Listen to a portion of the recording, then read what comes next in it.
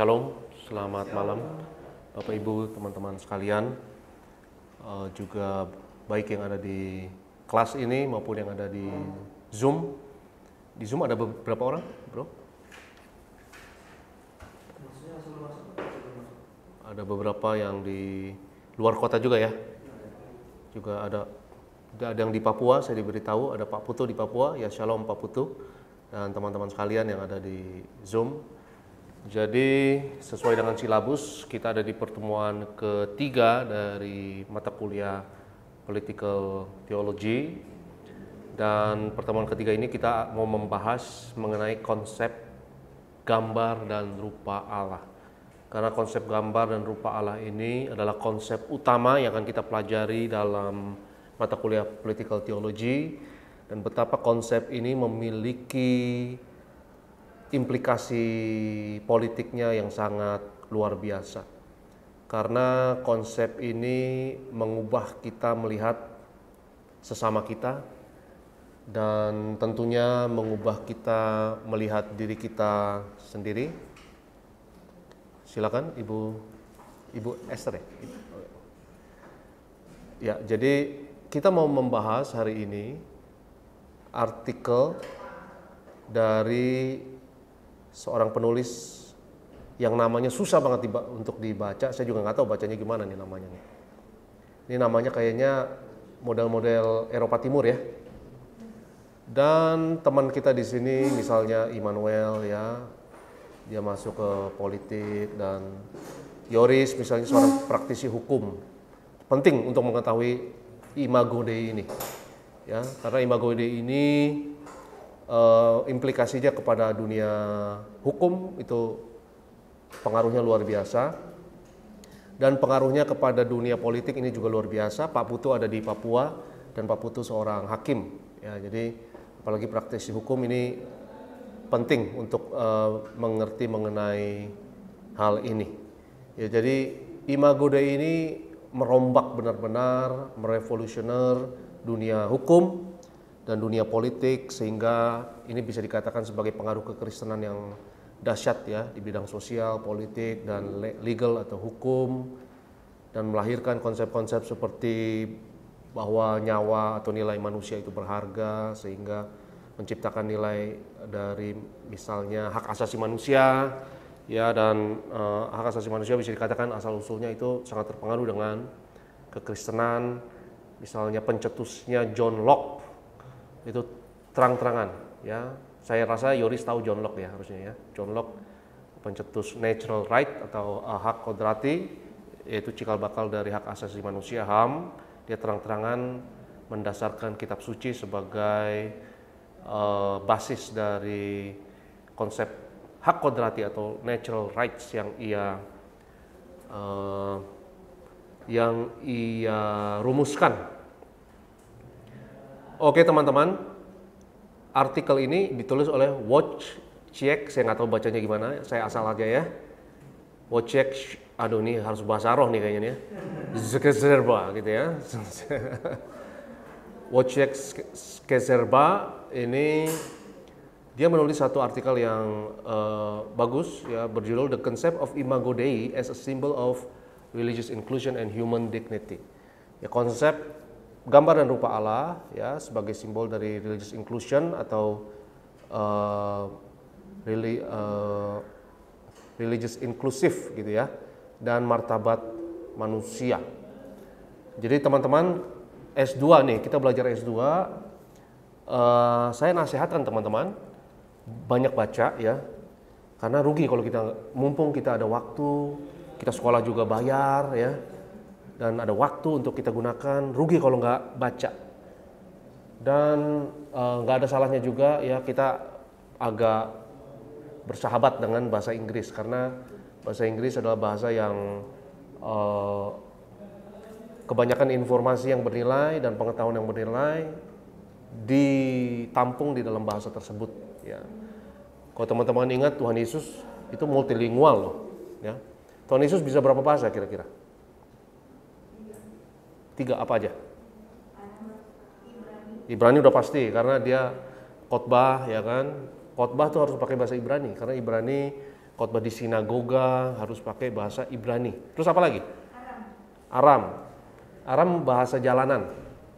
Ya, Aram itu bahasa jalanan. Jadi multilingual Tuhan Yesus. Terus apa lagi? Yunani. Wah, hebat ya. Ya, kemungkinan besar Tuhan Yesus bisa bahasa Yunani. Kenapa? Alasannya? Dia jajah Roma, betul. Ya. Dan itu bahasa Inggrisnya, bahasa Yunani kan? Itu kayak bahasa Inggris, itu bahasa internasionalnya. Ya, jadi kalau teman-teman udah nyaman dengan Inggris, itu senjata yang luar biasa. Ya, itu teman-teman punya keuntungan yang luar biasa. Ya, misalnya Tuhan Yesus ngobrol sama Pilatus, ya kan? Itu kemungkinan besar itu pasti kemungkinan pakai bahasa Yunani, karena Yunani adalah bahasa internasional pada saat itu, ya. Jadi kita santai aja, ya. Kita juga akan terjemahkan dalam bahasa Indonesia, tenang aja. Tapi saya dorong teman-teman untuk nyaman dalam baca bahasa Inggris, ya. Kita kan ada Google sekarang, gunain tuh Google, ya. Selalu rujuk kepada Mbah Google. Ya, dan ngomong-ngomong kita mau mengadakan English course nggak lama lagi. Kalau teman-teman bisa tertarik ya, bisa juga online. Kita mau mengadakan Tiberias English course, kursus bahasa Inggris nanti yang ngajar native. Ya, orang native sendiri yang akan mengajar karena sebagai mahasiswa penting nih, apalagi S2 ya. Bapak Gary pun juga pernah ngajar Inggris ya. Oke, jadi kita baca pelan-pelan, tenang, ada beberapa istilah yang akan mengintimidasi kita. Tapi jangan terintimidasi, ya. Jangan terintimidasi karena kita ada Google. Betul nggak? Ada Google ya. Jadi jangan, kita pelan-pelan saja. Dan saya kasih satu contoh, teman-teman. Saya kasih satu kunci untuk gimana cara membaca, ya. Karena membaca itu sesuatu skill yang kalau teman-teman bisa menguasai itu jadi superpower kita. Ya, jadi apalagi teman-teman kita di dunia teologi yang juga akademik ya dan intelektual ya, penting untuk teknik untuk membaca terutama artikel ya dan esai seperti ini. Belum lama ini ya, baru-baru ini juga kan banyak sekali kursus-kursus atau teknik-teknik untuk membaca cepat ya. Bagaimana cara membaca cepat atau speed reading? Pernah dengar nggak? Speed reading, ya. Kalau menurut saya, jangan percaya itu. Ya, itu omong kosong semuanya. Ya. Kadang-kadang ada yang kasih tekniknya membaca cepat, bacanya dari belakang. Atau ada yang lebih konyol lagi, bacanya diagonal katanya. Biar cepat begini bacanya. Wah, itu konyol banget itu. Itu bohong itu scam menurut saya. Ya, jadi nggak ada yang baca cepat tuh, nggak ada, teman-teman. Jadi yang ada tuh baca, dihayati, diteliti, analisa, dan lama-lama terbiasa, nyaman, akan cepat sendiri. Ya. Jadi cara baca, kalau saya boleh kasih input dulu nih sebelum kita mulai ya teman-teman, baca per alinea tentunya, betul kan? Kita baca per alinea ya. Dan saya sarankan teman-teman, kalau baca alinea pertama misalnya ya, misalnya katakanlah ini alinea pertama. Ya.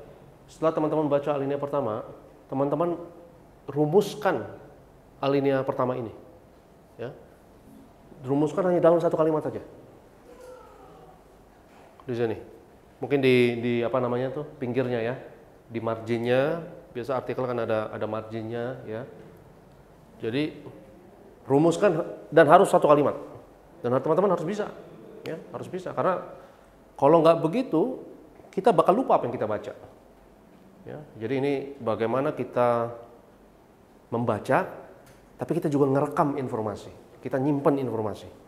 Ya, jadi cara nyimpen informasi adalah dirumuskan intisarinya. Ya, rumuskan hanya dalam satu kalimat. Ini ngomong apa, alinea ini tentang apa, gue rumuskan dalam satu kalimat. Nah, misalnya alinea kedua. Ini alinea kedua ya. Rumuskan lagi di sini dalam satu kalimat. Ya. Oke. Akhirnya ke alinea ketiga. Nah, ini tekniknya nih. Untuk alinea ketiga, teman-teman rumuskan alinea ketiga ini dalam 2 kalimat. Kalimat pertama adalah untuk merangkum semuanya ini. Ya, ini dia. Kalimat pertamanya. Ya. Rangkum alinea pertama dan kedua dirangkum dalam satu kalimat. Dan kalimat yang keduanya adalah untuk merangkum alinea ketiga tersebut. Sehingga intisarinya semua teman-teman dapat ya. Dari yang pertama, yang kedua, yang ketiga, dapat semua dan kita bisa membuat mind map-nya ya. Mind map, peta dari kita petakan ini pemikiran-pemikiran. Oh, alinea 1 intisarinya ini, alinea kedua intisarinya ini ya. Sampai habis. Kalau teman-teman bisa lakukan itu, lama-lama akan nyaman dan lama-lama akan cepat. Ya. Dan pertamanya pasti lama banget lah. Kita harus akui lah, harus sabar ya. Pasti lama baca karena kadang-kadang baca membosankan kan. Tapi teman-teman mumpung masih mahasiswa ya harus rajin baca, sayang. Kalau nggak baca sayang, kalau waktunya nggak digunakan ya sayang. Oke, ada pertanyaan mengenai teknik ini? Ya, jadi ambil setiap intisarinya dari setiap alinea. Ya, alinea pertama berapa kesimpulan, berapa kalimat? Satu aja. Alinea kedua satu ya. Tapi alinea ketiga harus 2 karena rangkum ini 1 dan 2 harus rangkum dalam satu kalimat.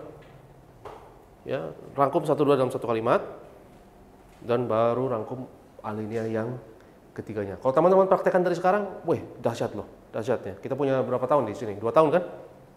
Ya, kalau praktekkan ini, wah tajam, nanti tajam pikirannya. Ya, yo alinea ini dapat orang ngomong apa, teman-teman langsung dapat ya. Jadi pikirannya tajam, nggak ngalor ngidul.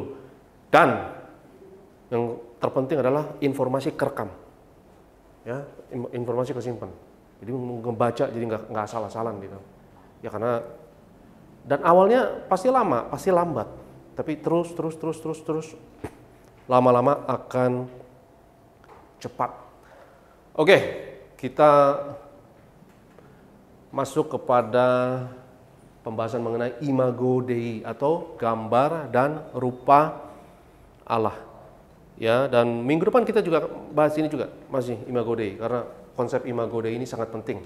Ya seperti yang saya katakan tadi ya mungkin apalagi yang praktisi seperti Immanuel ya penting untuk karena dia berjuang di satu bidang ya yang berhubungan langsung nih dengan political dan juga Yoris, Pak Putu yang ada di Papua ya akan saya yakin tertarik karena konsep yang paling penting dalam dunia hukum sekarang adalah hak asasi manusia, ya. Dan hak asasi manusia itu satu konsep yang baru itu, yang cikal bakalnya itu sangat-sangat rohani sekali. Ya, jadi konsep hak asasi manusia itu bukan asal mulanya bukan dari filsafat, bukan dari sosiologi, bukan dari antropologi. Antropologi adalah ilmu mengenai manusia, ya, enggak, bukan dari sumber-sumber itu. Tapi dasarnya adalah teologi. Ya, saya referensi kepada misalnya tadi saya katakan John Locke kan. John Locke adalah intelektual yang saya percaya sangat Tuhan pakai luar biasa. Ya, dia seorang Kristen yang taat dan dengan kebenaran kitab suci dia merombak ya konsep atau dunia hukum dan politik itu dengan luar biasa. Oke, kita mulai baca artikel ini, kita pelan-pelan ya. The concept of imago Dei, the concept of gambar dan rupa Allah sebagai simbol dari religious inclusion and human dignity. Ya, kita baca pelan-pelan. Setiap artikel akan dimulai dari abstrak dan teman-teman nanti akan tulis jurnal kan, betul kan? Ya, jadi harus terbiasa nih untuk tulis jurnal. Dan jurnal selalu dimulai dengan abstrak. Abstrak artinya kira-kira kesimpulan mengenai seluruh paper ini, kesimpulan seluruh mengenai jurnal ini dirangkum dalam satu alinea ini, ya, yang namanya abstrak. Dan nyaman sekali ya, bahwa kesimpulannya sudah ada di depan. Jadi baca dulu kesimpulannya, hasil penelitiannya sudah dikasih tahu ya, dan tujuan dari penelitiannya itu sudah ada di abstrak, dan kita mulai kira-kira istilahnya mulai dari akhirnya, akhirnya kita udah tahu ya. Jadi abstrak itu adalah bagian yang sangat penting sekali. Oke, kita baca. Jelas semua tulisannya? Jelas? Ya. This article aims to examine how the concept of Imago Dei can serve as a symbol for the broadly understood idea of religious inclusion and human dignity. Coba Pak Gary boleh terjemahkan, Pak Gary. Artikel ini bertujuan untuk menguji apakah ya, konsep Imago Dei ya, dapat berfungsi kali ya, atau melayani, nggak apa-apa, berfungsi sebagai simbol dari pengertian yang lebih luas, pengertian yang luas tentang inklusivitas agama dan martabat manusia, ya. Nah, itu dia udah dikasih tahu tujuannya kan? Tujuannya udah dikasih tahu dari awal. Jadi kita nggak boleh kehilangan dari tujuan ini saat kita membaca. Seterusnya jangan sampai tersesat ya. The article explores the concept of Imago Dei primarily from a protological perspective. Nah, ini kita terintimidasi nih udah. Apa ini protological? Ya kan? Jangan terintimidasi, tenang aja ya. Santai. Oke? Katakan dulu kiri kananmu, katakan santai dulu. Ya, santai aja ya. Nah, apa itu protological? Coba di Google aja. Coba ada yang Google. Apa tuh arti dari protological? Intimidasi dengan istilah-istilah yang keren. Ya, gua nggak ngerti dah, ya kan? Tenang aja, santai aja. Nanti teman-teman bisa akses artikel ini ya, dan bisa mau ngeprint boleh, atau bisa buat catatan, coret-coret di PDF-nya mungkin ya. Bisa kan, harusnya bisa ya. Coret-coret di PDF-nya gitu buat catatan, misal protological apa, di copy paste aja dari Google-nya gitu kan. Kan asik begitu kan. Apa artinya protological? Apa Dit? Ada Dit? Gak apa-apa. Origin of adverse things to Christian protology refers to God's fundamental purpose for humanity. Oke, bagus. Coba bahasa Indonesia, kalau bahasa Indonesia, protological adalah gitu aja di Google, adalah. Pasti muncul lah. Bahasa Indonesia, coba biar ada nggak? Nggak ada. Protological adalah. Ada nggak? Nggak ada. Kenapa? Enggak.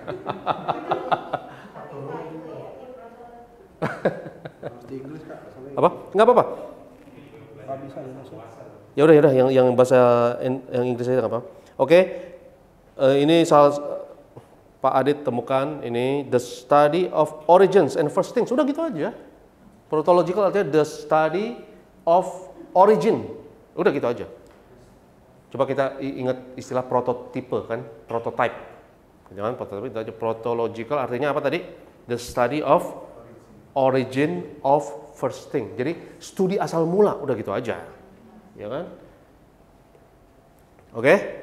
The article explores the concept of Imago Dei primarily from a protological perspective, dari studi asal mulanya. Jadi asal mulanya Imago Dei atau gambar dan rupa Allah dari mana? Ya. Analyzing its usage in biblical writings, theological tradition, and modern philosophy. Jadi konsep Imago Dei ini mau dianalisa dari Alkitab, dari tradisi teologi, mungkin bapak-bapak gereja ya, tradisi teologi, dan filosofi modern. The substantial, relational, and functional, which three usages of the concept can be found in the inclusive theology of Gregory of Nyssa. Nah, ini ada tokoh yang disebut nih, Gregory of Nyssa. Ya, dia itu siapa? Nanti bisa di Google. Dia salah satu bapak gereja nih. Ya, jadi ada 3 penggunaan dari konsep Imago Dei, 3 penggunaan dari konsep gambar dan rupa Allah, yaitu substansinya, substantial, ya kan? Substansinya, relationalnya, dan functionalnya. Apa saja ketiga hal itu, tenang aja, baca aja terus ya. Kita nggak perlu pusing-pusing dulu aja. Tapi kita sudah tahu ya, substansi kita tahu kan maksudnya substansi ya. Substansi kita tahu, substansi adalah intinya, kira-kira gitu ya, Pak Yoris ya. Dan relationalnya, ya, relation adalah hubungan dan fungsinya, ya. Jadi 3 penggunaan dari konsep ini dianalisa, terutama dari karyanya ini nih, Bapak Gereja yang terkenal, Gregory Nyssa. Oke, kalimat selanjutnya, arguably in the context of religious inclusion, the relational angle of Imago Dei, jadi sisi relationalnya dari konsep Imago Dei itu sepertinya yang paling penting, seems to be the most important. Ya, apa sih maksudnya sisi relasional dari gambar dan rupa Allah? Nanti kita akan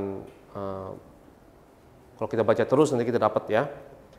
Similarly, contemporary Protestant theologian Jürgen Moltmann states in his book God in the Creation that the relational concept of Imago Dei underscores the fundamental dignity of every person. Lagi-lagi dia mau menekankan ini aspek dari relasionalnya. Jadi ada 3 aspek, apa aja aspeknya? Substansional, terus relasional dan fungsional gitu ya.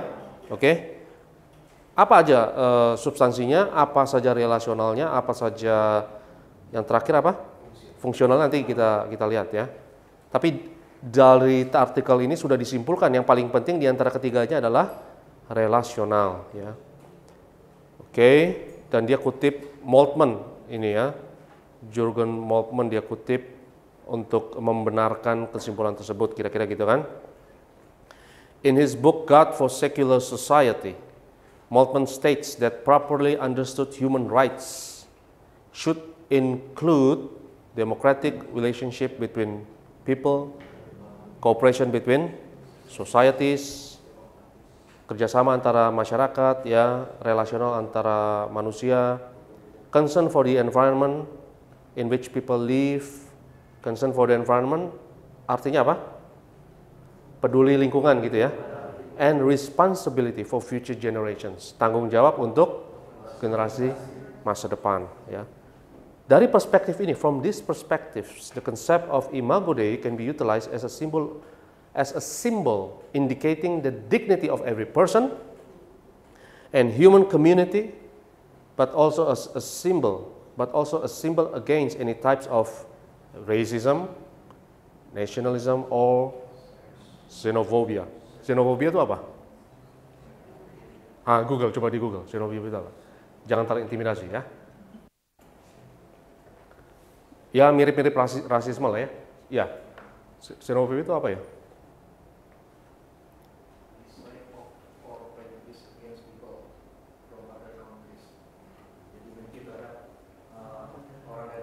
Negara lain, xenofobia itu ya.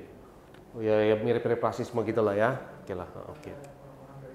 Dari negara lain ya. Oke. Nah, ini menurut saya artikelnya dia sangat menarik karena dia bahas ide atau konsep dari Imago Dei ini, baik dari Alkitab, pertama dari Alkitab dulu, lalu dari tradisi teologi, ya tradisi teologi bapak-bapak gereja yang terutama dia tekankan adalah Gregory of Nyssa ya, dan yang ketiga dari filosofi ya atau dari filsafat. Oke, the ideas and arguments presented in this article are part of a broader future publication by the author exploring the theology of migration. Jadi dia nulis satu tulisan artikel yang lain mengenai teologi dari migrasi ya. Dan argumen dari artikel ini ngikutin dari artikel yang sebelumnya ini ya. The aim is to indicate how the concept of Imago Dei can serve as a symbol of religious inclusion and fundamental human dignity. Karena fenomena migrasi kan sangat itu ya, migrasi kan sangat rentan terhadap diskriminasi, rasisme, betul nggak? Di Amerika aja begitu ya. Di Amerika aja sekarang kan salah satu isu yang sangat politis di sana imigrasi kan, perbatasan gitu kan. Karena banyak orang ke sana, akhirnya ya katakanlah penduduk aslinya gitu kan pada nggak suka ya, karena banyak pendatang. Di Eropa juga gitu kan, di Eropa juga banyak pendatang, pengungsi gitu ya. Kalau di Indonesia nggak banyak ya? Hah?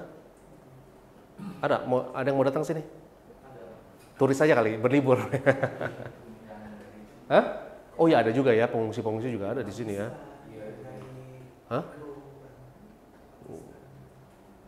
Ya minta suaka gitu ya ada juga ya. Jadi ya fenomena migrasi adalah fenomena yang ya sangat apa ya rentan nih terhadap praktek-praktek seperti tadi xenofobia, racism, terus apa lagi tadi? Nationalism ya.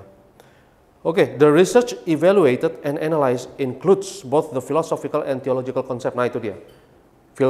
Filsafatnya apa dan teologinya apa dari gambar dan rupa Allah. This article then applies this research to explain how the concept of Imago Dei can be used to cross doctrinal, denominational, and ideological borders. Ya, jadi bagaimana konsep ini itu bisa digunakan lintas doktrin, denominasi, dan ideologi. I am convinced, saya yakin, that in this contemporary globalized world, a world in which various races, convictions, beliefs, and religions are mingled on a regular basis, an intercultural dialogue is imperative. Penting adanya dialog antar budaya, gitu kan? Ya. A dialogue that leads to the mutual understanding and acceptance of the other human being. Dialog yang membuat kita terima manusia lain, regardless of his or her worldview or cultural background. Ya, nggak peduli latar belakangnya apa ya. While I believe this dialogue is necessary for human relations as a whole, I am convinced that it is necessary, especially the context of the so-called migration crisis. An oft-debated topic for which viable solutions have not yet been presented or applied. Saya jujur nggak begitu tertarik nih sama migration crisisnya karena itu di artikel sebelumnya kan. Dia cuma mau bilang, dia nulis sebelumnya tentang migration crisis. Ya dia ambil beberapa ide yang dari sana. Tapi saya kurang tertarik sebenarnya. Dia ngomong nih berikutnya migration, tapi kita lewatin aja ya. Nah ini, ya nanti baca sendiri ya. To migration is bla bla bla bla bla bla. Saya kurang tertarik karena saya mau tahunya lebih ke Imago Dei. Ya. Jadi kalau teman-teman mau tahu lebih lagi maksudnya apa nih? Migration itu penuh dengan krisis kemanusiaan, ya, diskriminasi dan lain. Jadi alinea berikutnya itu tentang migration ya. Migration is not a new phenomenon. In the 20th first century, abad 21 is not the first to experience migration. Bla bla bla. Ya kita lewatin aja ya. Ini satu, wah panjang nih, tuh migration tuh. Kita lihat aja kalimat terakhir di migration nih. Refugee camps in Turkey, Greece. Turkey itu apa? Turki. Greece apa? Yunani. Italy, the southern parts of the United States. In the case of Ukrainian migrants in Central Eastern Europe, may serve as good examples of the situation. Kita udah nggak usah baca lah ya. Saya nggak perlu tahu lah kita tentang migrasinya itu di artikel sebelumnya ya. Nah dia tulis berikutnya judul itu penting ya teman-teman, kalau baca judul bab itu penting ya. Penggalan judulnya penting. Dia mau jelaskan di sini assumptions, definitions, and methodology. Asumsi, definisi, dan metodologi. Oke, sebelum kita bahas mengenai gambar dan rupa Allah selanjutnya, ya Alkitab bilang manusia diciptakan menurut gambar dan rupa Allah. Tapi kan kadang-kadang kita nggak jelas, maksudnya Maksudnya gini, siapa aja manusia yang diciptakan gambar dan rupa Allah? Ya kita tahu manusia jatuh dalam dosa, ya kehilangan gambar dan rupa Allah, kira-kira begitu ya doktrin kekristenan kita beberapa ajakan begitu. Tapi salah satu pertanyaan yang penting mengenai gambar dan rupa Allah adalah ini buat kita orang Kristen. Ya, manusia diciptakan menurut gambar dan rupa Allah. Ya. Nah, saya mau tanya teman-teman, menurut teman-teman, gambar dan rupa Allah ini untuk orang Kristen aja yang sudah percaya, yang sudah lahir baru, atau semua manusia? Semua manusia. Nah, kalau teman-teman jawab seperti itu harus ada dasar Alkitabnya ya. Harus. Nah, kita bahas ini. Karena ada beberapa yang mengajarkan gambar dan rupa Allah itu cuma orang Kristen doang. Kalau agama lain, ya itu harus masuk Kristen dulu lah kira-kira gitu. Iya dong, ada dong. Masa nggak pernah dengar sih? Iya kan? Ada yang begitu, betul kan? Nah, tapi harus ada dasar Alkitabnya. Kita jangan asal-asal ngomong aja juga kan? Dan menurut saya itu pertanyaan penting, benar nggak? Karena itu menentukan juga cara kita ngelihat sesama kita. Cara kita melihat terutama agama lain. Ya karena beberapa orang Kristen kayak berpendapat ya cuma kita doang yang gambar dan rupa Allah. Ya kalau mereka ya gambar dan rupa yang nggak jelas lah gitu kan, atau ya harus jadi anggota gereja dulu atau gimana. Dan kira-kira artikel ini membahas hal itu ya. Oke, assumption, definitions, and methodology. The major question posed in this article refers to the potential application of the protological concept of Imago Dei. Tadi kita udah tahu protological apa tuh tadi? Studi mengenai asal mula. Ya, jadi asal mula dari Imago Dei yang kita pelajari. Kalau saya ngomong protologicalnya Adit, artinya apa? Asal mula Adit berarti. Ya, Adit nih originalnya dari mana nih? Asal usulnya, gitu kan? In what way and to what extent may the concept serve as a symbol of the universal dignity of the human being, crossing any and all ethnic, cultural, or religious boundaries? Jadi bagaimana simbol ini bisa berfungsi sebagai martabat yang universal dari semua manusia? Ya. How should the concept be translated into the practical acceptance of another person, both in a religious and secular context? Bagaimana konsep ini bisa diterjemahkan sebagai basis buat kita terima orang lain? How far, seberapa jauh ya, should the adoption of the theological truth of the image of God result in religious inclusion understood not only as ecumenical activity, but also as an interreligious reality, or even more broadly, as the social attitude of accepting people of various confessional and religious origins as equal?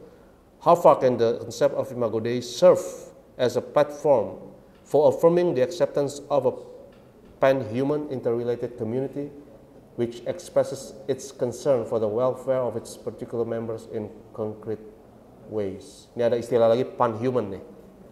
Pan-human, jujur saya juga nggak tahu apa. Coba di Google ya, tolong di Google.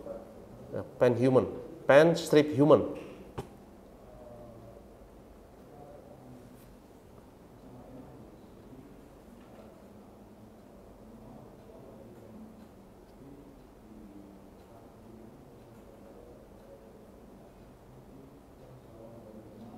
Ada pan-human. Ada nggak? Kenapa? Oke. Relating to all humanity. Jadi mengenai semua umat manusia gitu ya. With all humankind through some sort of legislative structure that allows all. Ada juga pan-humanism gitu kan. Oke. Ya. Oke, kira-kira dapat ya idenya ya? Related to all humanity gitu ya, bukan spesifik misalnya mungkin negara mana atau suku mana, tapi all humanity maksudnya mungkin gitu ya. Kalimat kedua nih, ada istilah yang kayaknya intimidatif nih. Through diachronic study. Apa lagi nih diachronic? Saya juga nggak tahu diachronic apa. Ayo kita Google, sama-sama belajar ya. Apa itu diachronic? Saya Google. Wifi saya kurang bagus ini.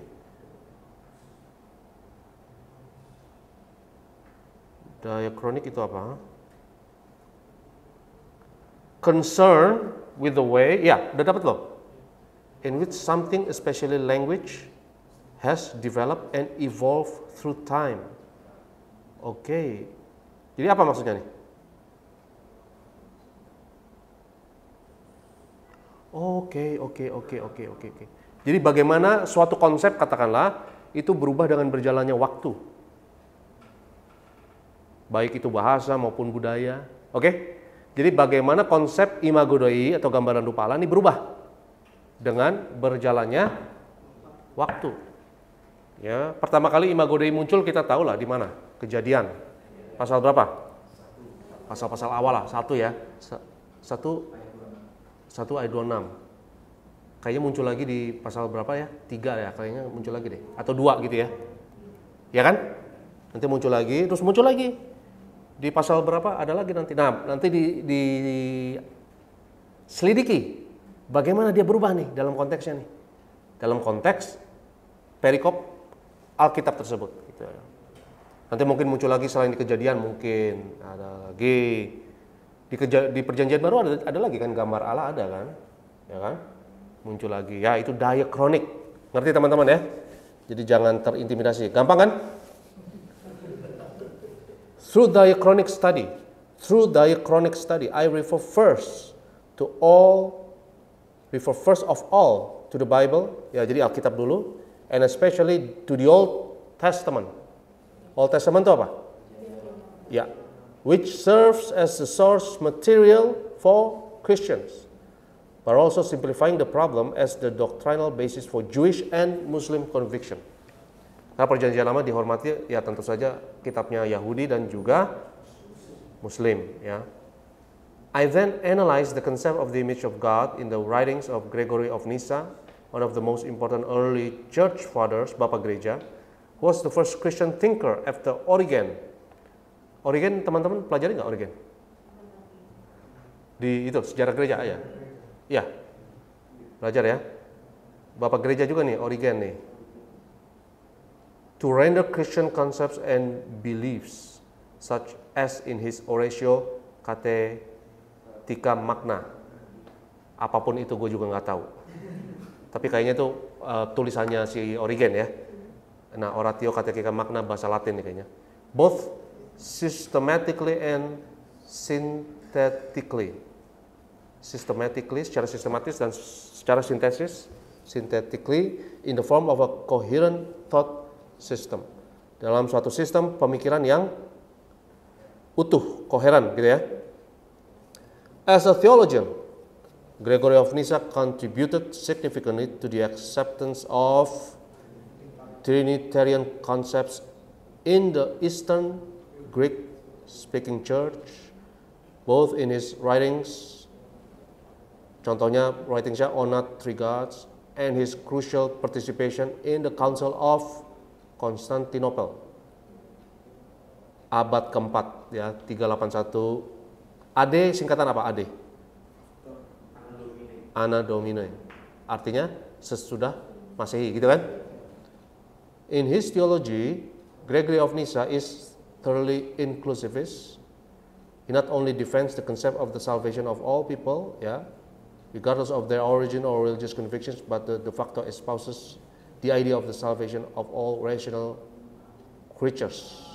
Ya. Kalimat berikutnya, finally I refer to the thought of Jürgen Moltmann, one of the most eminent Protestant theologians of the late 20th century. Jadi dia bahas dulu Gregory of Nyssa ya. Lalu dia bahas setelahnya Jürgen Moltmann. Ya, teman-teman, kita nggak perlu setuju 100% dengan apa yang dikatakan ini. Yang penting kita baca dulu ya. Kita baca, yang saya mau fokus di sini mengenai terutama adalah konsep apa? Gambar dan rupa Allah. Jadi dia bahas di sini, pembukaan ini dia bahas nih ya mengenai konsep tersebut secara teologi dari Jürgen Moltmann. Nah, dia teruskan lagi dari tentang Jürgen Moltmann ya, kalimat-kalimat ini. Tapi saya lebih tertarik bukan tentang secara teologinya ya. Saya tertariknya kita mau bahas dulu bagaimana ini dibahas dalam Alkitab. Setuju teman-teman ya? Kita bahas dulu Alkitabnya ya. Karena kalau kita bahas yang teologinya kayaknya berat juga nih ya. Agak berat, diakronik ya kan. Protological. Ya, siap-siapin kopi aja dulu dah ya. Nah, tapi kalau ini enteng nih ya. The image of God in the Bible. Kita baca ini dulu ya. Setuju ya teman-teman ya? Kita bahas Alkitab dulu ya. Alkitab Perjanjian Lama lalu Perjanjian Barunya ya. The image of God in the Bible. The concept of the image of God is introduced in the opening chapters of the Hebrew Bible. Apa maksudnya Hebrew Bible? Perjanjian Lama. Iya. According to the first description of creation belonging to the priestly tradition. Teman-teman tahu nggak sih priestly tradition ini? P ini? Pelajari nggak kita? Kan ada teori ya. Teori yang bilang bahwa Perjanjian Lama ini gabungan dari apa? Yahwist, priestly tradition. Priestly itu apa? Imam. Ada? Ada gitu? Diterjemahkan sebagai imam ya? Priestly tradition, Yahwist, terus apa lagi? Apa? Pokoknya ada gabungan begitu. Kalau nggak salah 4 ya? Hah? Yahwist terus? Kalau nggak salah 4 ya atau berapa gitulah ya. Tapi nggak penting lah, nggak penting. Yang penting kita tahu kan. Tapi nggak penting bagi kita di sini ya. Belonging to the priestly tradition, God concludes the work of creatio on the 6th day by creating human beings, male and female. Laki-laki dan perempuan. According to the Bible, human beings are the only creatures created by God in / as the image. Ibraninya selem, Hebrunya selem. Ini Hebrunya maksudnya heb titik ya. Itu Hebrunya selem. Kalau GR itu apa? Greeknya adalah eikon ya. Ini image ya. Gambar, and likeness, gambar dan rupa, likeness. Hebrunya itu demut, Greeknya homoiosis of God. The primary task of humans is to rule over the earthly reality, just as God rules over the whole of reality. Manusia memerintah ya. The author of the first chapter of Genesis points out. Nah ini nih, dikutip nih, ayat dari Alkitab ini. Then God said, let us make humankind, Hebrunya Adam ya, in our image according to our likeness, sesuai dengan rupa kita, and let them have apa? Dominion over the fish of the sea and over the birds of the air and over the cattle and over all the wild animals of the earth and over every creeping thing that creeps up on the earth. Dan atas semua yang apa tuh? Melata atau ya, di atas bumi gitu ya. So God created humankind, Hebrunya Adam, in his image. In the image of God he created them, male and female, laki-laki dan perempuan. In addition to the above account, there is a second description of creation belonging to the older. Nah ini Yahwist yang dibilang Pak Geri tadi, Yahwist ini ya. Tadi kan priestly ya. Yahwistic tradition, according to this version, contained in the second chapter of Genesis. Jadi Kejadian pasal 2. Man is created as the first human and is entrusted by God with the task of caring for Eden, merawat Eden, and the lower creatures placed in the gardens. Ayatnya ayat 8 sampai 20 gitu kan. In this narration, the female is subsequently formed out of the rib of the male, and her role is defined as a helper and partner of the man. Yeah. The first and the second account of creation, clearly with the usage of simple exegesis, indicate that the human being is the crown of God's work of creatio. He is God's representative in the Garden of Eden, and his status is incomparably higher than the status of other earthly creatures. Jadi manusia paling tinggi, betul? As such, he is supposed to rule over animals, manage the garden, and cultivate the earth with which he has been entrusted. In the first chapters of Genesis, Genesis itu apa? Genesis bukan bandnya Phil Collins, bukan ya? Ya. Kejadian ya? In the first chapters of Genesis, the human is rendered in gender categories as male and female, jenis kelamin atau gender. He is created in or as the image and likeness of God. As male and female, he is able to fulfill the task ascribed to him by God. The superior role of human beings in the earthly creation seems to reflect the superior role of God over the entire reality. According to the first chapters of the Hebrew Bible, the human is the highest representative and primary agent of God over the earth. Ada dalam kurung Klein's 1968. Ya, maksudnya apa tuh? Referensi ya. Jadi teman-teman bakal nulis jurnal loh. Ya, jadi harus ini jurnal, ini salah satu contoh jurnal ya.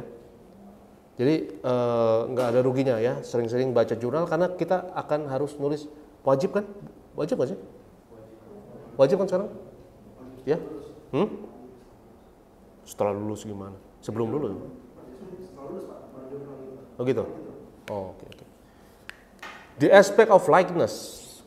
Likeness itu apa? Rupa ya. Gambar dan rupa ya. The aspect of likeness continues in the 5th chapter. Wah, muncul lagi tuh di Kejadian 5. Nah, ini yang namanya tadi disebut apa? Diakronik ya. Diakronik, oke? Bagaimana satu konsep berubah dengan berjalannya waktu ya. Jadi itu metodologi. Ya, diakronik itu metodologinya si penulis ini, oke? Metodologi. Ya siapa tahu teman-teman nanti itu juga nulis apa? Tesis. Pakai nih metodologi gua, metodologi apa? Teman-teman sebut diakronik gak ada yang tahu nanti. Ya kan? Tapi kan keren kan? Ini intimidasi dosen jadinya. Apa nih diakronik ya? Ya Pak dosen belajar dulu dong. Makanya pakai istilah-istilah yang keren buat intimidasi jadinya nih. Tapi kita ngerti sekarang ya. Sebenarnya gampang banget, sederhana. Diakronik itu ya teman-teman nanti kalau membahas misalnya Pak Gary nanti mau bahas tentang konsep 666 ya kan? Tapi 666 mungkin secara diakronik mungkin nggak bisa ya karena cuma satu doang ya, nggak ada di tempat lain, nggak ada ya, cuma di Wahyu doang ya. Ada di Raja-Raja. Oke ya itu bisa diakronikin juga itu berarti ya, bisa di misalnya konsep yang lain selain image of God ya teman-teman mau konsep tentang satu hal dan misalnya konsep urapan ya, anointing, urapan bagaimana dia berubah dengan berjalannya waktu dari kitab ini ke kitab ini dan lain sebagainya. Karena urapan kan muncul di baik perjanjian lama maupun perjanjian baru ya. The aspect of likeness continues in the 5th chapter, Kejadian 5, which analyzes the issue in a collective pan-human sense. Wah, menarik nih, menarik. Menyelidiki dari sisi semua umat manusia, pan-human. It points to the generations which are derived from Adam and indicates that they bear on the likeness of God. The status of the image, likeness of the first human is thus transposed in the biblical narration, ditransfer gitu kira, transpose di dalam narasi Alkitab to the whole of humankind. Coba kita lihat benar atau enggak ini. Ya. Dia kutip Kejadian 5 ya. Kejadian 5 menarik ya. Coba baca ayatnya nih. Kejadian 5 ayat 1 sampai 2. Coba ada yang baca? Boleh dibaca Adit mungkin? Temuin. Kejadian 5 ayat 1 sampai 2 firman Tuhan, keturunan Adam.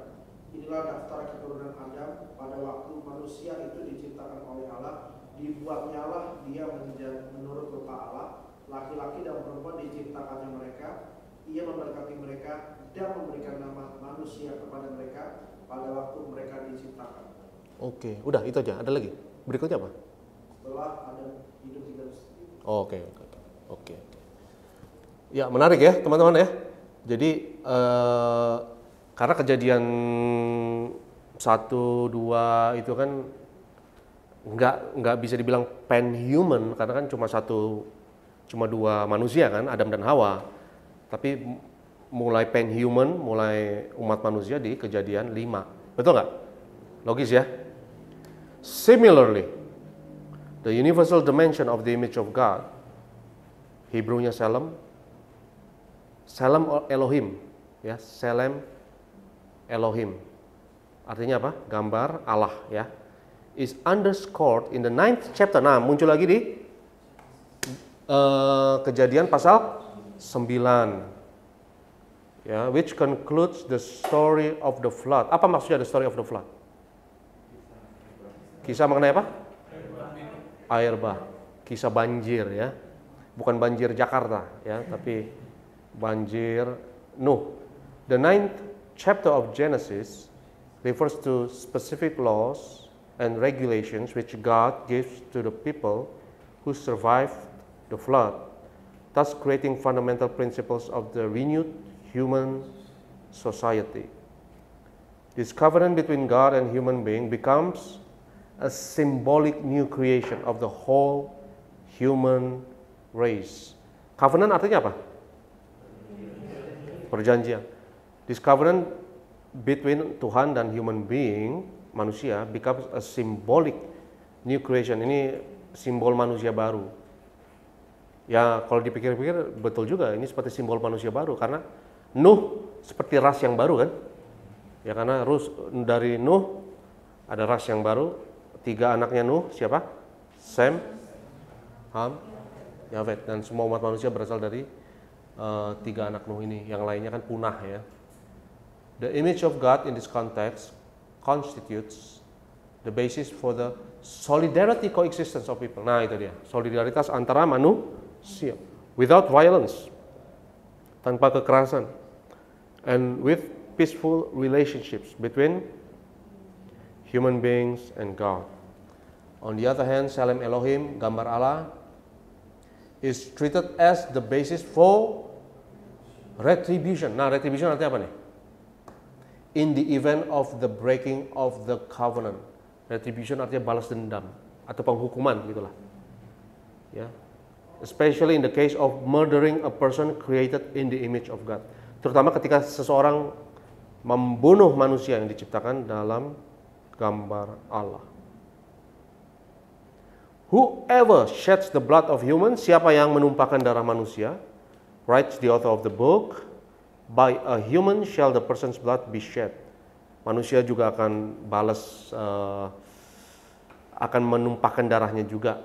For in his own image, God made humankind. Kejadian 9 ayat 6. Thus God transfers the right so far reserved only for him to human beings as his representatives on the earth in the social order. Coba baca ayatnya boleh nih. Kejadian 9 ayat berapa nih? Oh. Coba Dit dibaca ayat berapa Dit? Ayat coba dari ayat 5 ya deh. Tapi mengenai darah kamu, yakni nyawa kamu, aku akan menuntut balasnya. Dari segala binatang, aku akan menuntutnya. Dan dari setiap manusia, aku akan menuntut nyawa sesama manusia. Siapa yang menumpahkan darah manusia, darahnya akan tertumpah oleh manusia. Sebab Allah membuat manusia itu menurut gambarnya sendiri. Jadi kalau menurut saya, argumen bahwa semua manusia diciptakan menurut gambar dan rupa Allah, paling kuat itu di sini. Setuju nggak?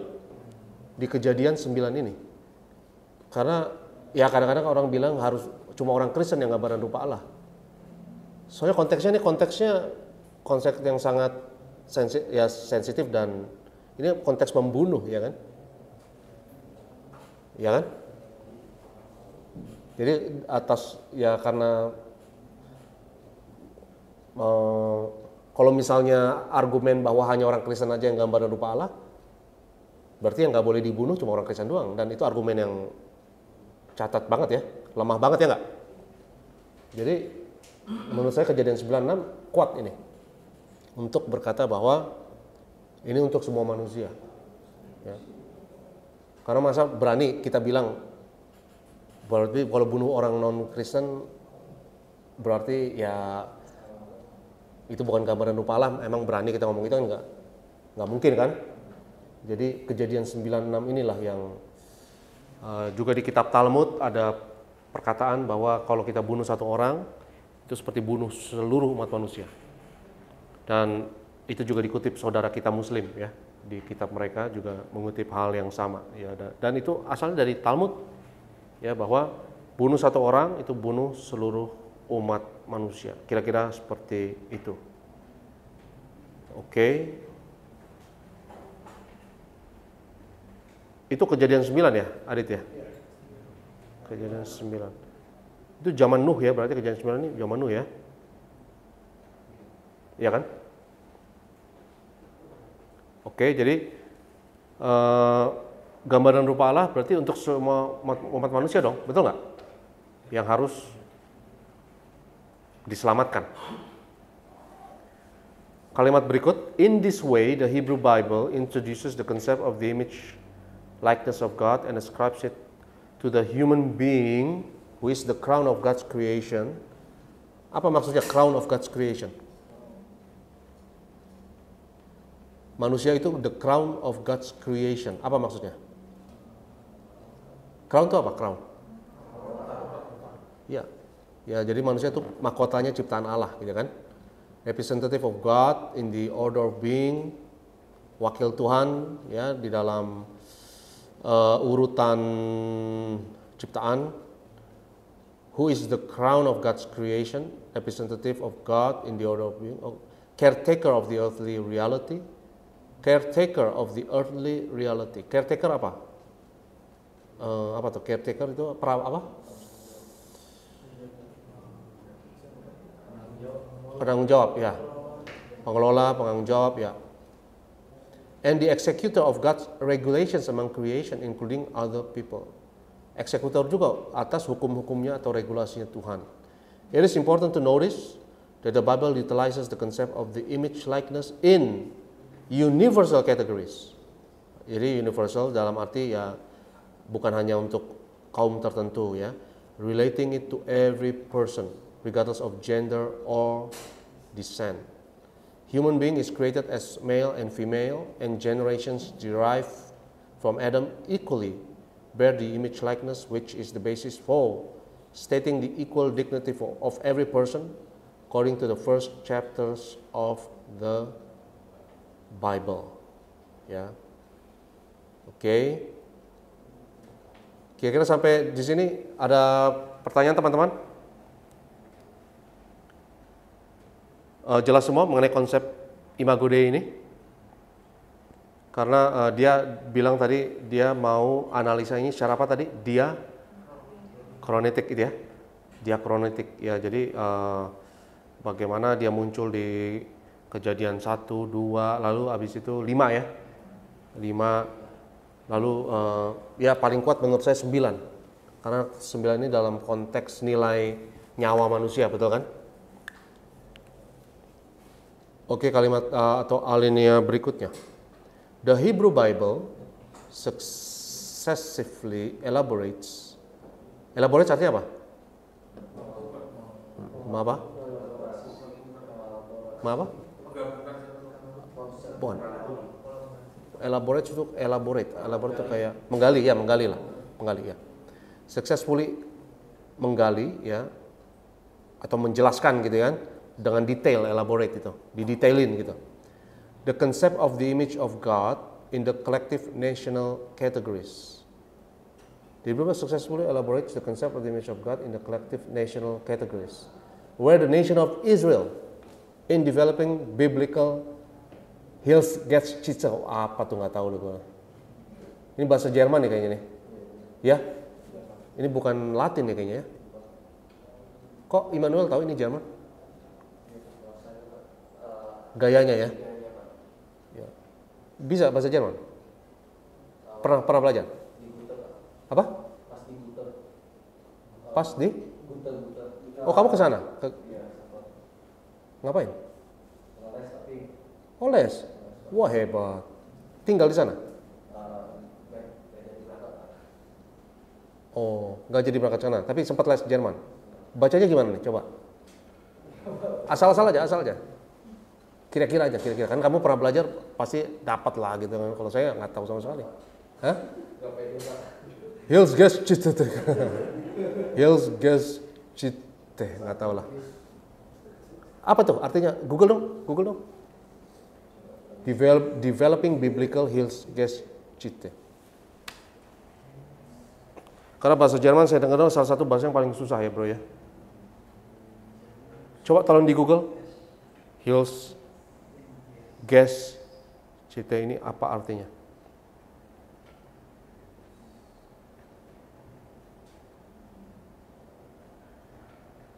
Ada yang dapat gak? Ayo Immanuel harus dapat nih Immanuel.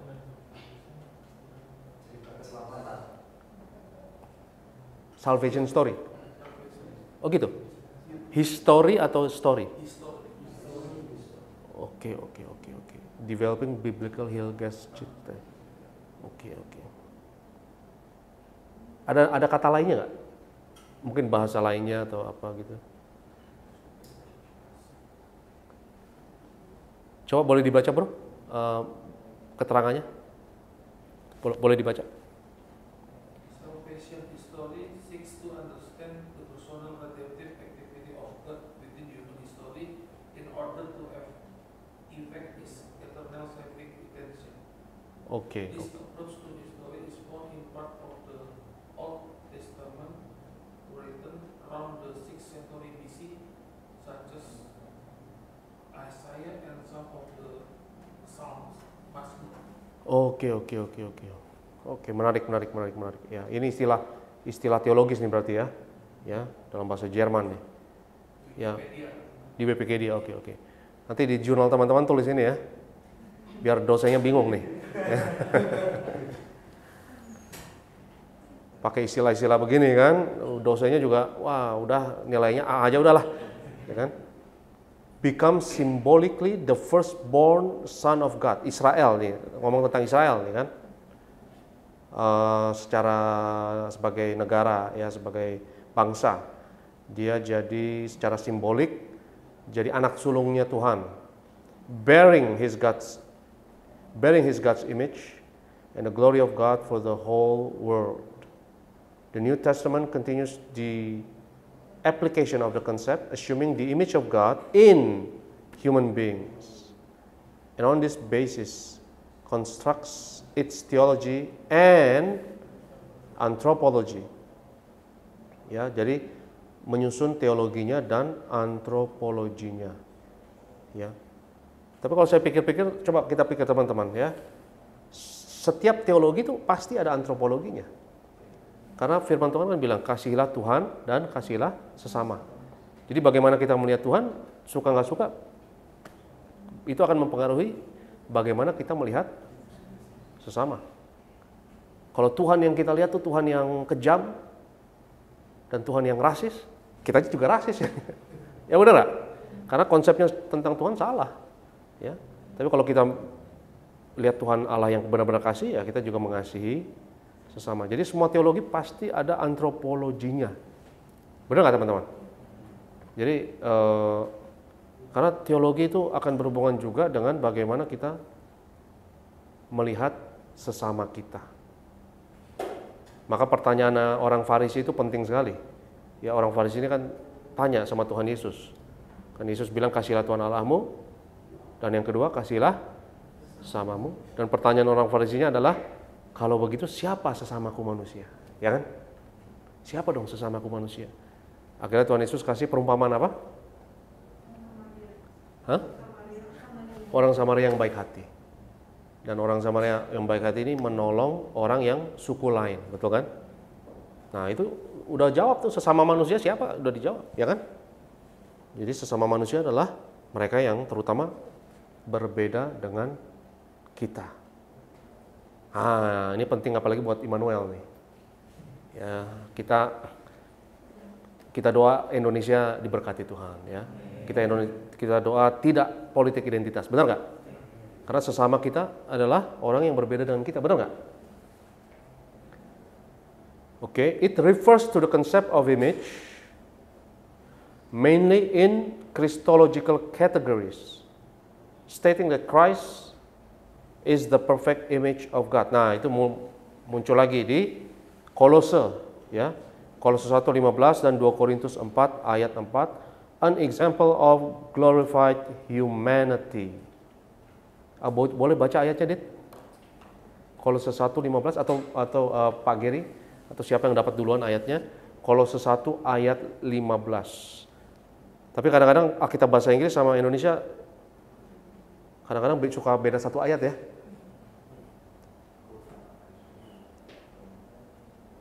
Ayat 15. Ia adalah gambar Allah yang tidak kelihatan, sulung, lebih utama dari segala yang diciptakan. Oke, itu Kolose 1 ayat 15. Coba yang Korintus, 2 Korintus 4 ayat 4.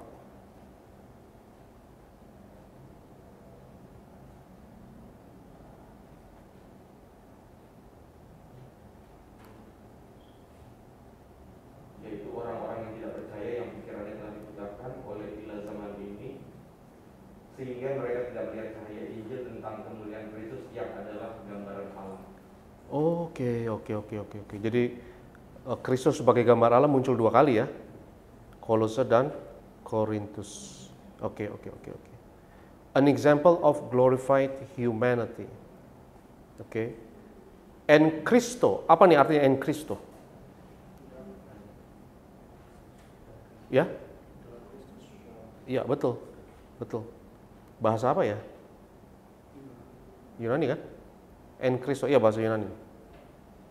En Christo, from the perspective of the accomplished work of salvation, removes any gender, social, or cultural discrimination. Galatia 3 ayat 25 sampai 29. Kayaknya ini ayat yang bilang bahwa dalam Kristus tidak ada laki atau perempuan, ya kan? Tidak ada budak atau merdeka. Tidak ada apa lagi? Bersunat tidak bersunat mungkin? Ya nggak sih? Ya, kalau nggak salah itu ayatnya tentang itulah. Ya, nggak ada budak atau merdeka, kaya miskin mungkin ya macam-macam. Ada, betul? Galatia 3 ayat 26. Boleh dibaca?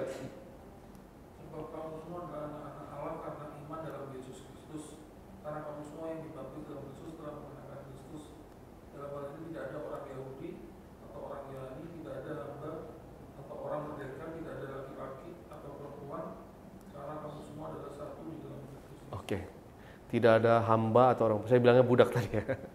Ya, tapi kan kira-kira konteksnya sama lah, hamba maksudnya budak di situ ya. Ya. Karena zaman dulu masih ada perbudakan itu. Ya, hamba itu maksudnya budak, merdeka. Simultaneously, the concept is present in the midst of the anthropological viewpoint, according to which, at least in the Pauline epistles artinya apa? Ayo. Ya, Pauline itu Paulus. Iya, apa? Bukan. Pauline epistles artinya apa? Surat-surat Paulus, betul. Ya, surat-surat Paulus. Epistles itu artinya epistles itu surat rasul. Ya. Surat-surat rasul, epistles. Dan mayoritas Alkitab epistles. Maksudnya Perjanjian Baru mayoritasnya epistles ya. Setelah Kisah Rasul epistles semua kan?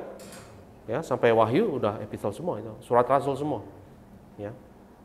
Ya didominasi oleh Paulus, ya kebanyakan dia nulis. The Pauline epistles, Pauline ini maksudnya Paulus maksudnya. Paul. Makanya Pauline itu suka dikatakan sebagai bentuk feminim dari Paulus juga, ya kan? Tapi dalam hal ini bukan bentuk feminim, ini bukan. Pauline ini maksudnya ke-Paulus-Paulusan gitulah. Istilahnya Paulus dalam kata sifat gitulah ya. The Pauline epistles, the male is understood as the primary image and glory of God, whereas the female is perceived as the glory of the male. This differentiation leads to various roles and social ecclesiastical functions Ecclesiastical tuh maksudnya apa? Ecclesiastical tuh maksudnya ecclesia tuh gereja ya. Apapun yang mengenai gereja gitu ya. Which in the teaching of the apostles of the pagans defines the various prerogatives of males and females in growing Christian communities of Imperium Romanum. Imperium Romanum kayaknya nih maksudnya kerajaan Roma maksudnya ya, sepertinya. Dan mengutip 1 Timotius 3, 1-13. Nevertheless, en Christo, dalam Kristus, the status of all people is equal, and the conclusion of the history will result in Pauline teaching in the total subjugation of reality to God, as at the end God will be all in all. Karena pada akhirnya Tuhan akan menjadi semua dalam semua. Ya, ini Paulus kasih ayatnya ini ayatnya tulisan Rasul Paulus di 1 Korintus 15 ayat 28. Ya. Berat kan nih bacanya? Berat, tapi bisa ngikutin kan? Ya. Jadi teman-teman kalau baca jangan terintimidasi ya. Istilah-istilah apapun jangan mau ditakut-takuti dengan istilah keren, terminologi, jargon ya. Pada intinya semuanya harus simple ya. Pada intinya semuanya harus sederhana, nggak boleh ribet ya. Hikmat akan mengubah hal-hal yang ribet jadi sederhana. Ya nggak? Itu orang yang berhikmat. Orang yang berhikmat ngeliatnya simpel aja semuanya, tajam. Ya. Kadang-kadang orang suka kasih jargon, terminologi untuk supaya kelihatan ahli, gitu ya, kelihatan pintar, gitu ya. Tapi selalu ingat apa kata Albert Einstein. Ya, Albert Einstein bilang, kalau kamu nggak bisa ngejelasin konsep kepada anak SD, berarti lu nggak ngerti. Dia bilang gitu. Ya, kalau lu buat apa yang simpel jadi ngejelimet, berarti lu nggak ngerti sebenarnya gitu. Cuma pintar ngomong aja ya, tapi ujung-ujungnya semuanya harus simple ya, harus sederhana. Jadi kalau ada istilah yang diakronik doang, kecil mah diakronik ya nggak? Tadi kita ya kan diakronik kecil kan? Bagaimana konsep itu dipelajari dengan berjalannya waktu, diachronic ya. Tadi kita belajar apa lagi tadi? Protological. Kayaknya ngeri ya, padahal sederhana nggak? Protological artinya apa? Studi mengenai asal mula atau asal usul ya. Terus apa lagi tadi yang kita pelajari istilah-istilah ngerinya? Apa? Panhuman. Panhuman. Ya. Panhuman. Ya, itu artinya mengenai seluruh umat manusia. Ya. Oke, gampang kan? Ada lagi? Tadi istilah apa lagi yang agak ngeri-ngeri tadi? Hah? Oh, itu Jerman, gue juga nggak ngerti itu. Itu Jerman ya. Tapi tadi itu kan tentang story of salvation. Ya, story of salvation. Ya. Ya.